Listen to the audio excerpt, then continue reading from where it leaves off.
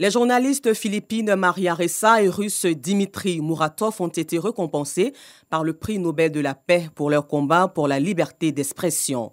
Ils sont tous deux les représentants de tous les journalistes qui défendent cet idéal dans un monde où la démocratie et la liberté de la presse sont confrontées à des conditions de plus en plus défavorables selon la présidente du comité Nobel, Berit Reiss-Andersen à Oslo. Âgé de 59 ans, Dimitri Muratov est l'un des fondateurs et rédacteurs en chef du journal russe Novaya Gazeta. Le quotidien a notamment mis en lumière la corruption, les violences policières, les arrestations illégales, la fraude électorale et les fermes de tross. Quant à Maria Ressa, 58 ans, avec sa plateforme numérique de journalisme d'investigation Rappler, cofondée en 2012, elle utilise la liberté d'expression pour exposer les abus de pouvoir et l'autoritarisme dans son pays natal, les Philippines. Rappler a notamment braqué les projecteurs sur la campagne antidrogue controversée, meurtrière du régime Duterte. Yopougon, carrefour zone industrielle. À proximité, le quartier Banco, Nord Extension 2. Les 14 hectares où habitaient plus de 3000 familles ne sont plus qu'un tas de ruines et de gravats. Seydou y a passé son enfance. Là, nous sommes devant ce qui reste de notre cour. Et là, vous voyez ma famille, mes soeurs, ma maman, mes nièces, neveux, tout ça. Bon, depuis hier, on a vu des bulldozers, puis les agents de la mairie, la gendarmerie nationale, ils sont venus, ils ont tout cassé. Comme Seydou, plusieurs familles assistent désespérément à la démolition de leur maison. On ne sait pas où mettre les enfants, on souffre, on ne sait pas comment faire. Aidez-nous. On n'a pas d'argent, il fallait nos maris travaillent là, ils ont cassé tout aussi. Et nos maris là ne travaillent pas là, comment on va faire pour manger? Ça ne va pas du tout, on est dans la rue, on ne sait pas où il faut dormir. On ne sait pas où il faut dormir, les avariats, ils vont le bord. Même la mosquée du quartier n'a pas été épargnée par les démolisseurs. On n'a rien attendu, on n'a pas été convoqué ni rien. On vient tomber sur nous, on casse notre mosquée et on casse le quartier tout entier. Depuis 2002, le coin a été lotisé et ils ont partagé avec les ébriers. Ils nous ont donné les attestations. Voici le chef brier qui est là, des Kouté, qui est là avec nous présentement. Donc, on leur demande, mais qui vous a autorisé de venir casser notre mosquée et notre maison? Donc, la décision est quittée en haut. On dit qui est en haut? On ne nous a jamais dit le nom de quelqu'un. On dit la décision est quittée en haut. Selon le mouvement ivoirien des droits humains, MIDH, qui s'est saisi de l'affaire, les sinistrés sont des familles de ferrailleurs installées sur le site en raison de la construction du CHU de Yopougon depuis les années 80. Pour le MIDH, il y a vice de procédure. Le site sur lequel nous sommes, les habitants ne sont pas propriétaires, la mairie non plus n'est pas propriétaire. Seul l'État de Côte d'Ivoire est propriétaire. Et l'État de Côte d'Ivoire est une personne morale qui est différente de la mairie qui, lui, a son patrimoine à part. Si vous voulez déguerpir quelqu'un, vous voulez détruire le bien de quelqu'un, il faut avoir une décision de justice ou bien un titre exécutoire. Aucun de ces titres. Alors sur quelle base on vient détruire les biens des gens? Dans ce bras de fer qui oppose les habitants de Yopougon, Banco Nord Extension 2 aux autorités municipales, nous avons contacté la mairie de Yopougon à travers son service de communication qui a décliné notre demande d'interview. Pour l'heure, les populations sont sans abri et espèrent que les autorités compétentes se pencheront sur la question pour un terrain d'entente entre les deux parties. Du haut de son mètre 80, Cheikh Al-Hassan Sanou alias Iron Bibi nous apparaît ce matin-là très heureux. Heureux d'avoir battu quelques jours avant le record mondial du log lift, un sport qui consiste à lever des troncs de bois.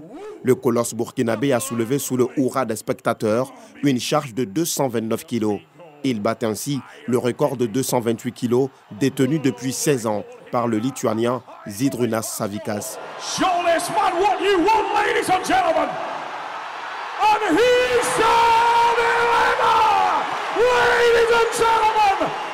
Quelques jours avant la finale, le père de l'homme de fer décède.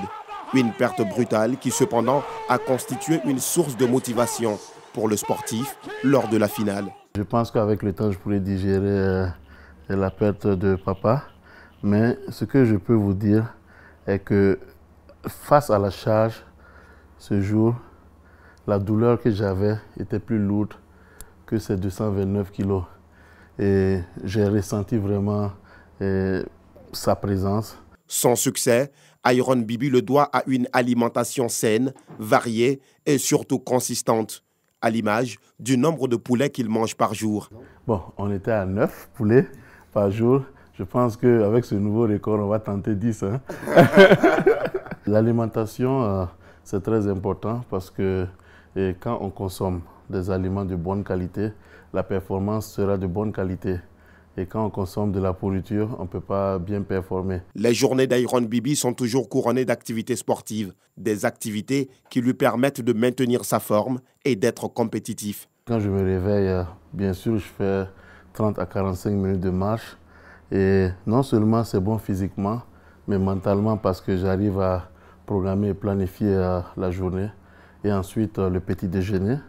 Et après ça, bon, j'ai des étirements à faire.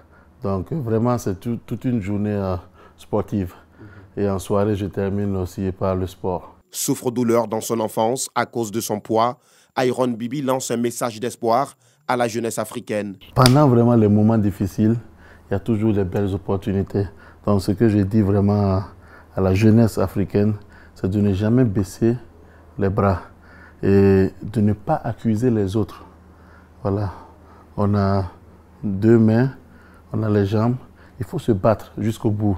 À 28 ans, le Burkinabé Cheikh Al-Hassan Sanou, dit Iron Bibi, espère mettre ce record encore plus loin afin de le rendre imbattable sitôt.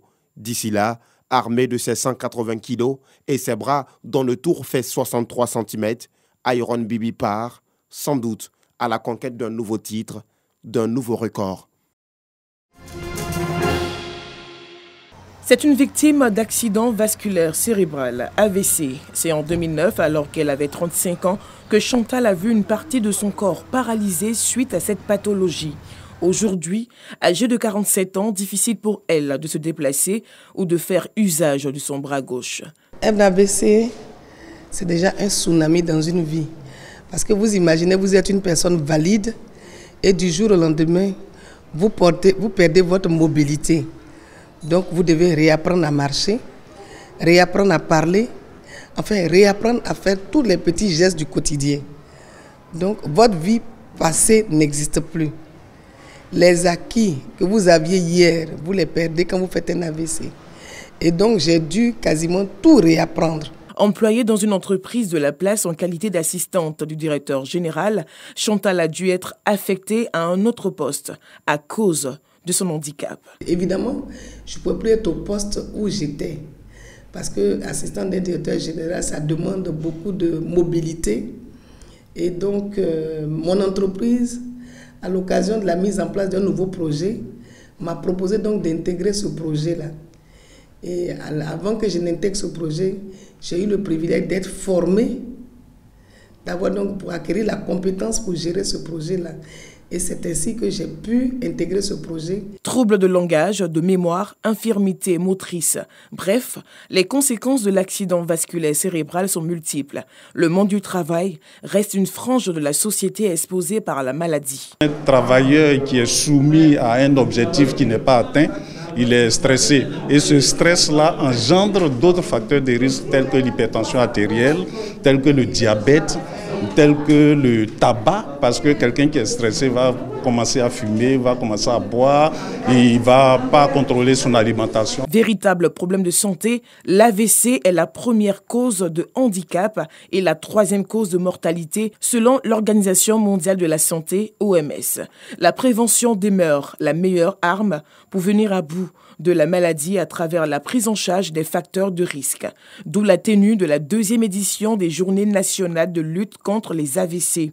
2 jours de réflexion et de sensibilisation en vue d'une meilleure gestion et de prise en charge des victimes. Initiative de l'ONG AVC Espoir, organisation présidée par une victime de la maladie. Et donc j'invite massivement la population ivoirienne, principalement la population vivant dans le district d'Abidjan, à venir au JNL. À ces journées, vous aurez l'occasion de rencontrer des malades qui pourront partager avec vous leur expérience, leur vécu. Et donc, j'invite aussi les malades à venir massivement à ces journées pour rencontrer des spécialistes qui vont les aider, un tant soit peu améliorer leur vie avec les séquelles de l'AVC. Les défis du travailleur victime d'AVC, c'est le thème de ces journées qui se tiendront les 29 et 30 octobre prochains.